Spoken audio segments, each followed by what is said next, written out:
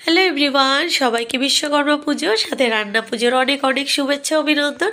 আমাদের ছিল দুপুরবেলায় নিমন্ত্রণ, তো চলো। হ্যালো বন্ধুরা, তো চলে এসেছি প্রায় আমার জায়ের বাবার বাড়িতে। তো এবার চলে এসেছি আমি আর আমার যা কাকিমার বাড়িতে। তো চলো কাকিমা এখানে কি কি রান্না করেছে দেখে নিই। কাকিমা কিন্তু আমাদের জন্য খাবার রেডি করেই রেখেছিল। তো আমরা যাওয়া মাত্রই কাকিমা খেতে দিয়ে দিয়েছেন। আর দেখো পুঁই শাক দিয়ে ইলিশ মাছের মাথা দিয়ে চচ্চড়ি, দেখেই তো জিভে জল চলে আসছে। রান্না পুজোর প্রসাদ বলে কথা, তাই না? তো কাকিমাও আমাদের জন্য বসেছিল, তো তিনজন মিলে একসাথে গল্প করতে করতে খেতে বসলাম। তো খাওয়া দাওয়া তো অসাধারণ ছিল।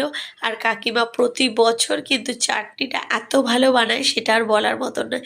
তো খাওয়া দাওয়া শেষ করে একটু রেস্ট নিয়ে ছাদে গিয়েছিলাম। কাকিমা সমস্ত রকমের ফুল ফল শাকসবজি চাষ করেন নিজের শখে। তো বেশ ভালো লাগছিল ঘুরে দেখতে দেখতে কখন দুপুরটা কেটে গেল।